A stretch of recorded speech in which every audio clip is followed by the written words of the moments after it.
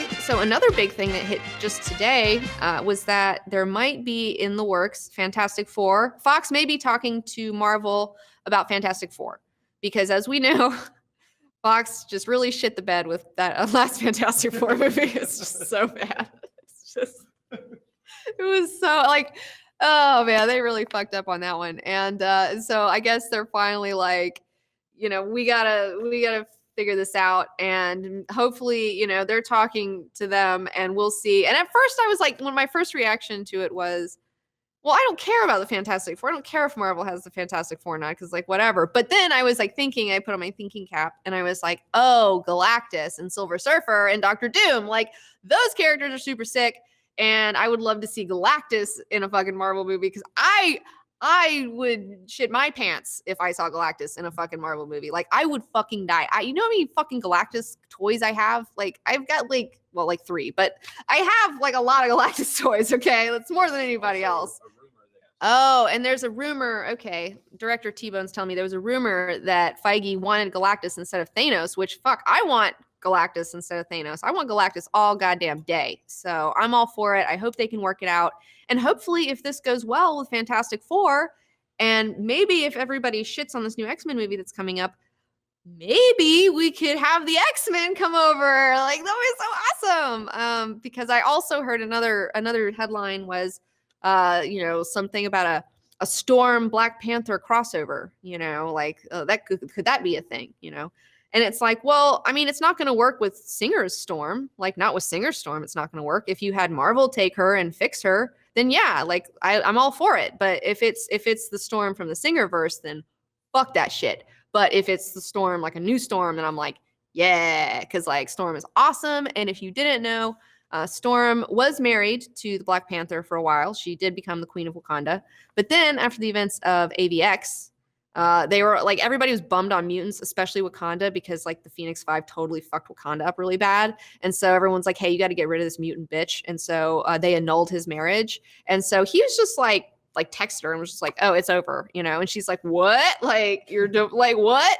But then it was totally fine. Honestly, I was happy about it because I didn't like them as a couple. Okay. And then you know what happened? Storm went back, and then she started dating Wolverine, and it was so hot, and it was so much better. Like, Wolverine and Storm are like way fucking hotter than like Storm and Black Panther, in my opinion. But again, that's a personal situation going on. Although the Black Panther in the movies I do like. So, I mean, I'm down to see Storm with that Black Panther, but not in the comic books, because comic book Black Panther is kind of a Debbie Downer, at least for me, But again, personal issues. Marvel reaches $10 billion.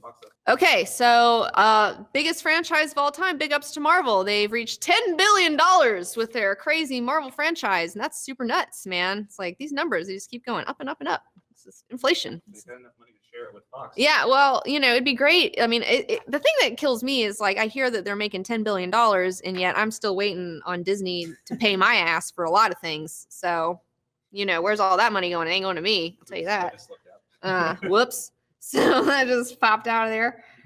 Whatever, So let's kind of shift though. We're gonna shift to Shane Black. And he's been saying a lot of stuff lately. And Shane Black has stated that Deadpool has helped him to be able to make Predator an R-rated movie. Because I guess they were trying to push for a PG-13 nonsense crap movie, which is like, what the fuck is wrong with producers in these fucking PG-13 movies? They did with AVP. Like, when are you going to learn your lesson? Nobody wants to see a goddamn PG-13 Predator movie. Nobody. So hopefully we'll see. But I do hear that it is kind of stalled. So like, I mean, I don't know for sure if the Predator movie is going or not, because I have been hearing a lot of things behind the scenes about how all sorts of weird things. So we'll see if that even happens at all too. I feel like that's kind of a little on the cusp there. I'm going to skip over to some X-Men news.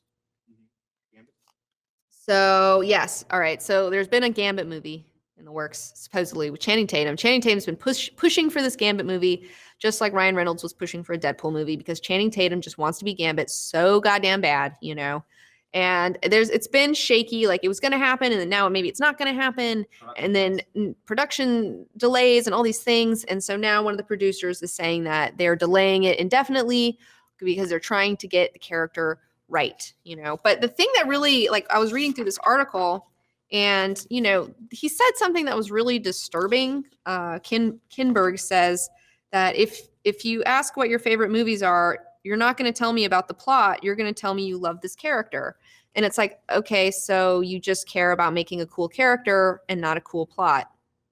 Well, that's after Deadpool. That doesn't seem like a good fucking idea, but whatever. But that's the thing about Gambit, though. I mean, that kind of makes sense because honestly, Gambit is all style and no substance. I mean, I know you guys, everybody fucking loves Gambit so much, and like, I hate to be the bearer of bad news. Tell me, what does he do in the comics? Nothing. Gambit doesn't do anything in the comics. Like, he has no good storylines in the comic books. Like, it's just, and I've tried to read his solo series, and that was boring. And like, he's just like kind of a ripoff Wolverine that's like hotter with a Cajun accent, you know. It's and his I mean, he looks awesome. Like, don't get me wrong. Like, Jim Lee's fucking design for his costume is ridiculous. It's one of the best fucking costume designs. And I think honestly, that costume design is the reason why like he's so big, because he looks fucking awesome. I'm not going to say that he doesn't look cool and the idea of him is not cool. It is.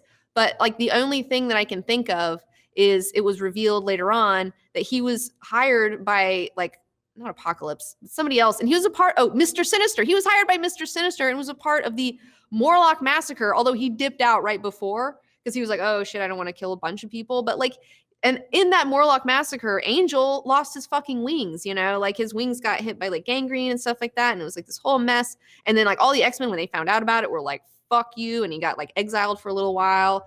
And it was like a super bummer.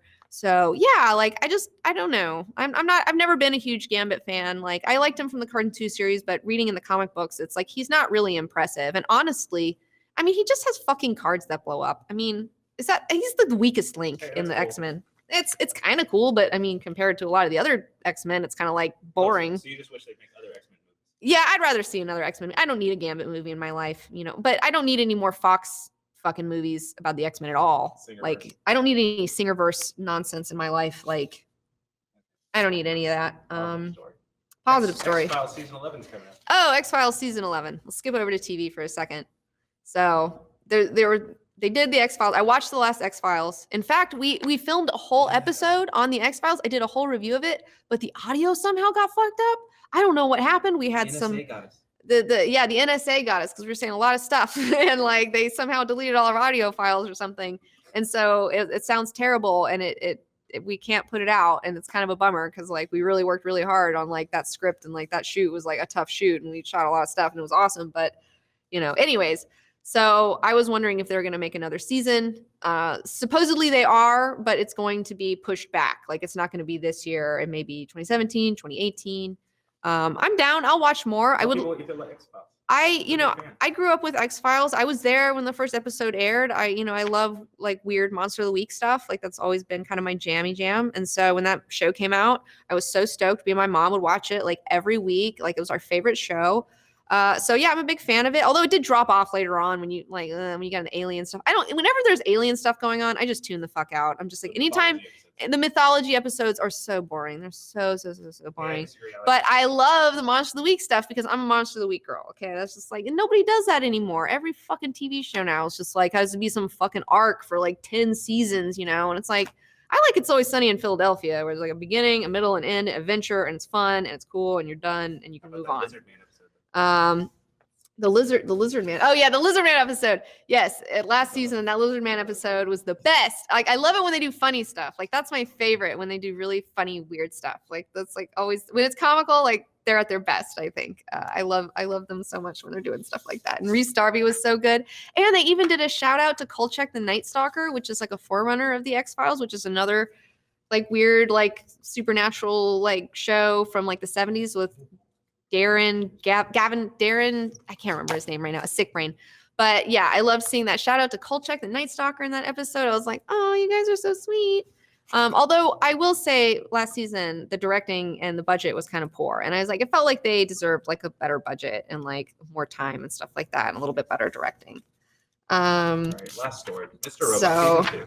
Mr. Robot season 2. Oh yeah, okay. So Mr. Robot season 2, there's a trailer that came out. I didn't watch it yet. I haven't watched it yet, but I'm excited for it. I really enjoyed Mr. Robot season 1. We want to do a whole episode on Mr. Robot before the next Mr. Robot comes out. We'll see. We got a lot of crazy plates in the air, so we're trying our best here. But yeah, are you guys watching Mr. Robot? Let me know. It is fantastic. I can't believe it's on USA. It's like Best show on TV right now. really great show. It's a really great show. I highly recommend it. If you guys aren't watching Mr. Robot, get on it. There is just some of the best cinematography in this show. I mean, it just and the fucking just everything, like everything is just so good. I love there's a lot of Kubrickian shots that I very much appreciate. And the openings are always so good, and the music, man, Careful, killing it. Ron, keep- Killing it. No. Come on, I know how to use the word Careful, Kubrick Grace. Be correctly. careful, I Grace. know how to use the word Kubrick correctly. Come on. Dang, I can't believe she said that still. Anyways, moving on. Oh, here's another weird Shane Black thing. No, you guys get on it. Get on it, Mr. Robot. Get on it. It's so good. Director Tyson Wheeler is booing you Watch out, guys. it's our best episode coming up this year. He's super stoked on it. This is his. I mean, I like Mr. Robot, but T-Bone's like bonered up for Mr. Robot. You know what I'm saying? So, he's booing you guys. Okay, so here's a weird headline that I saw. Another Shane Black headline. Shane Black says that Iron Man 3's villain's gender was changed for toy sales. They were gonna have a female Mandarin, which is also a bad idea. I mean, everything they did with the Mandarin was a bad idea. I mean, it's whatever.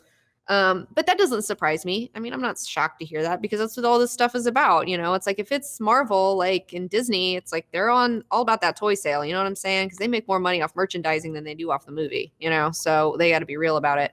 And toy people are like, boys don't buy little girl action figures, and that's da da da da. But I would like to say that, the Star Wars, when Star Wars came out, they did not make a lot of the Rey action figures. And apparently everyone was super fucking bummed because everybody wanted to buy a Rey action figure and they didn't have any. And there was only like 1 billion Kylo Rens and nobody wanted to fucking buy Kylo Ren. So maybe toy manufacturers will now start to be less like cunts about it and start making girl action figures because I like action figures. I have a lot of action figures. I buy girl action figures. I mean, pop vinyl figures, people buy girl pop vinyl figures. Like whatever. And yeah. Oh, here's another Shane Black headline. There's just like all these Shane Black headlines. Shane Black reveals Marvel's secret to success, which is something that I've been saying, which is just like they just hired people who actually care about comics and understand them. And they're not just businessmen in suits trying to like compete with somebody else to like make more money or something and wave their dicks around. So yeah, toy manufacturing is a mess, I had a really interesting conversation with Todd McFarlane once in the hotel lobby at New York Comic Con. Tyson was there. He spotted him because I was super tired, and he was like, "Oh my gosh!" And he like totally was like, "Todd, over here." And then I was like, "We don't know you. Like, you don't have to talk to us." Like, don't. But he totally did talk to us, and he told us about all of his crazy toy fiascos that he's been in, and contract fiascos. And he was telling me all sorts of business stuff. Like Todd McFarlane was the best. He was like in real life, he was just as amazing. As he is, as you think he would be. I've seen a lot of his interviews and he's fucking hilarious. Another X-Men quick thing. X-Force movie should be R-rated, says producer. So now that Deadpool is like tearing it up with the R rating, everybody's trying to jump on the R rating train, which I'm excited about. I mean, I love R-rated movies. You know me, I'm like all about that shit. So, but I don't want people to think that just because you make something R makes it good. Because the reason Deadpool was good, it's not because it was an R rating, it was because they got the character right, and the character needs an R. Like that character deserves an R rating. Like you can't do him in PG-13 correctly. So it makes sense. But with the X-Force movie, yes, he would make a nice toy, and so would I. I want a comic book rolling teen toy at some point. I'm just waiting on that. But I'm interested, like I haven't done a lot of research into the X-Force thing. I don't know if this is out there yet, but what X-Force team are they exactly doing? Are they doing like Cable and Boom Boom and Domino and like Wolfsbane?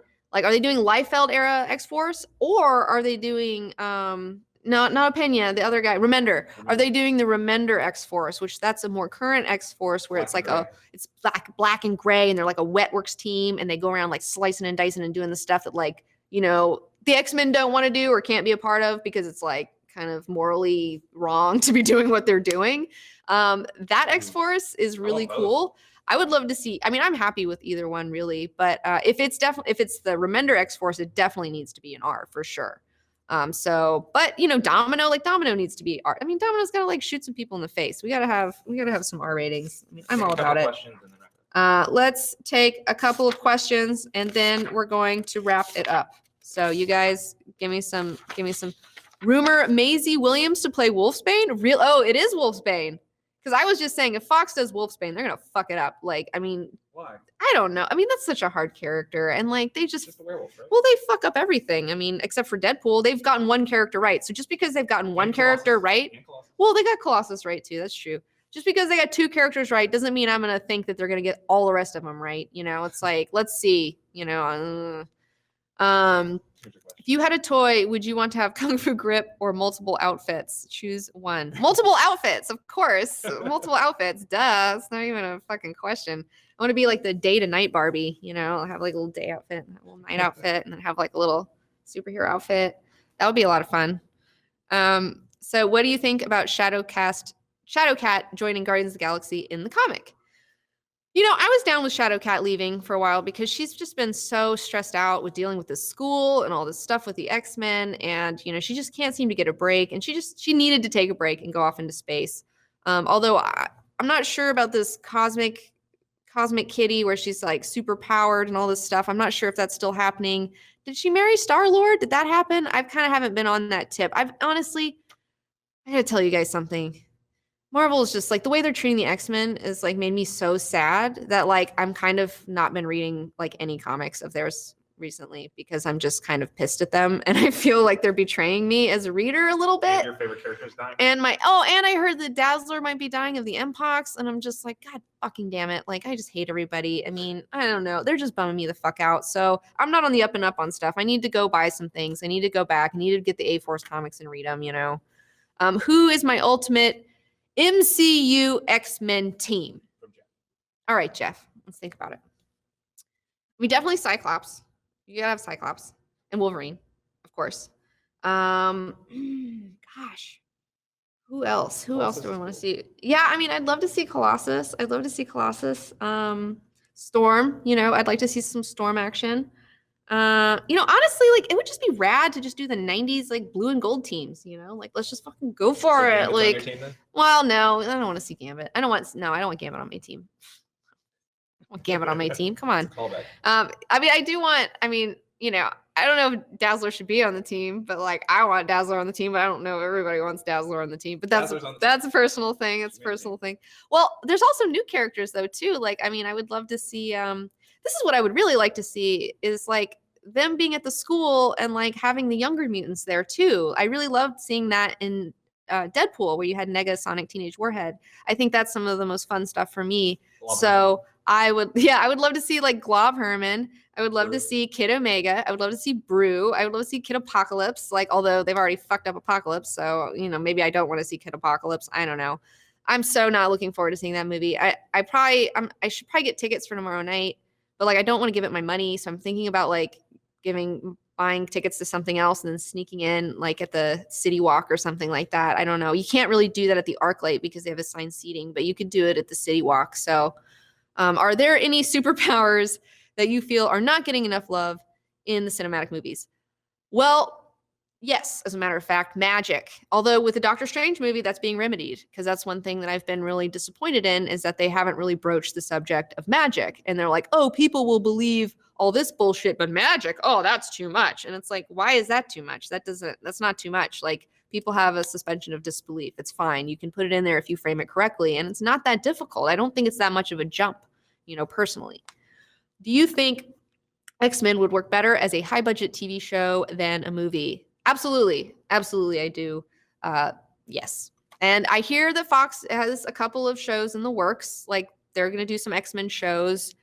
I don't know. That's speculative. Well, I've heard rumors. I don't know. I hear whatever.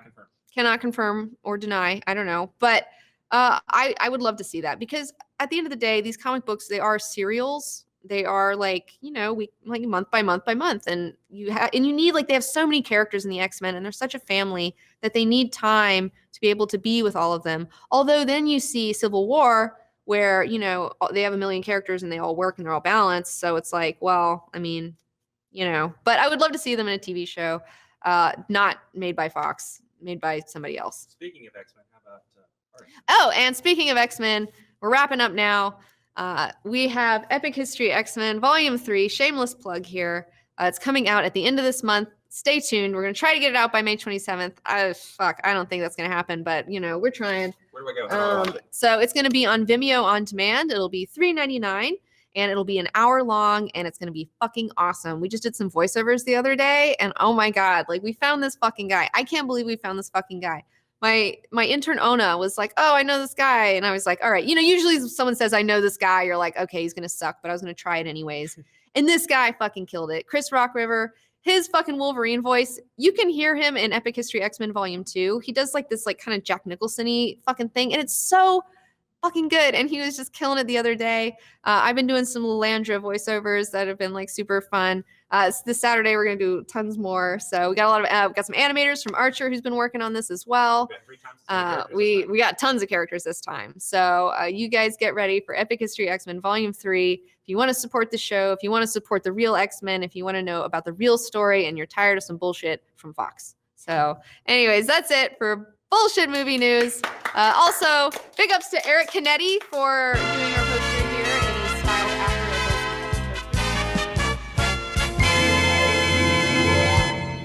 poster. Today, we're talking to David Sobolov. I am Drax the Destroyer. And John Schnepp. What's it take to get as big as Drax? We'll hit the gym to find out the hard way. You ready for this? I'm ready. Let's do it. Welcome to Marvel's Off the Rack.